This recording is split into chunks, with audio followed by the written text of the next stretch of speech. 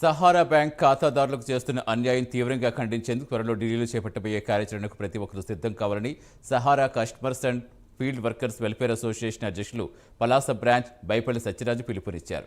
శ్రీకాకుళం జిల్లా పొందూరు మండల కేంద్రంలో విజయనగరం, శ్రీకాకుళం, మన్యం జిల్లాల సహారా ఏజెంట్ల సమావేశం నిర్వహించారు. ఈ సమావేశానికి ఆంధ్ర, తెలంగాణ రాష్ట్రాల్లో సహారా బాధితులకు అండగా ఉండి పోరాటం చేస్తున్న ఉద్యమకారిణి పూజిత ముఖ్య అతిథిగా హాజరయ్యారు. ఈ సందర్భంగా మాట్లాడుతూ సహారా సంస్థ ఖాతాదారులకు, ఏజెంట్లకు పూర్తి స్థాయిలో డిపాజిట్ చెల్లించాలన్నారు.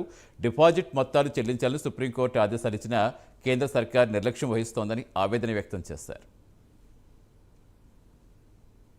తర్వాత గవర్నమెంట్, సుప్రీంకోర్టు గైడ్లైన్స్ ప్రకారం మాకు 9 నెలల్లో ఖాతాదారులకి నేరుగా అకౌంట్ లో 5,000 కోట్లు రిలీజ్ చేస్తే సంవత్సరం అయిపోయింది.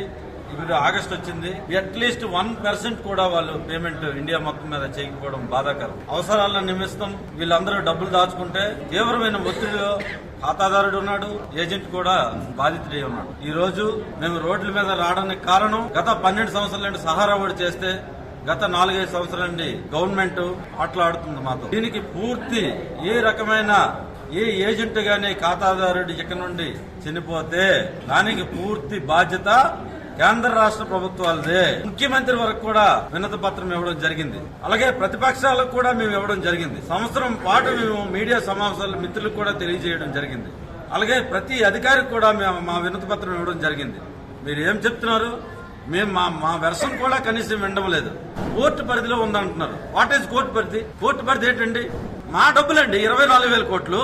మీ డబ్బులు అవి తీసుకున్నప్పుడు సక్రమంగా ప్రతి అక్కడ ఖాతాదారుడి అకౌంట్ లో వేయాలి. వాడి అకౌంట్ ఇచ్చాడు, వాడు బ్యాంక్ బుక్ ఇచ్చాడు, వాడు ఆధార్ కార్డు ఇచ్చాడు, వాడు సహారా దొంగలు భోజనం సహారా వాడు ఇచ్చిన బాండ్ కూడా ఆడిపెట్టాడు. సహారా బాధితుల పక్షాన మేము వాళ్ళకు వెంటనే తక్షణమే డబ్బులు చెల్లించాలని చెప్పి డిమాండ్ చేస్తున్నాము. ఒక విషయం ఏంటంటే, ఇప్పుడు సిఆర్సీ అనేది అయితే గవర్నమెంట్ ప్రవేశపెట్టిందో, సిఆర్సీ ఒక అర్థం లేనటువంటి వ్యవస్థ. సిఆర్సీకి అర్థము లేదు, పర్థము లేదు.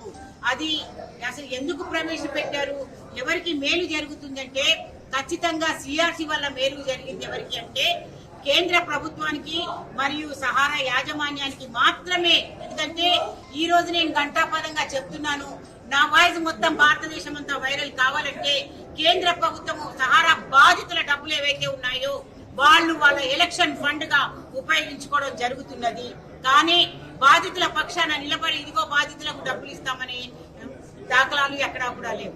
రెండో విషయం ఏంటంటే, మొన్నటికి మొన్న నిర్మలా సీతారామన్ గారు ఏవైతే అన్నారో ఆ డబ్బులు ఇవ్వడానికి మేము సిద్ధంగా ఉన్నాము, మీరు తీసుకెళ్ళండి అన్నారు. కానీ ఆవిడ ఎవరిని చట్టసభల్లో ఉండి అబద్ధాలు చెప్తున్నారు.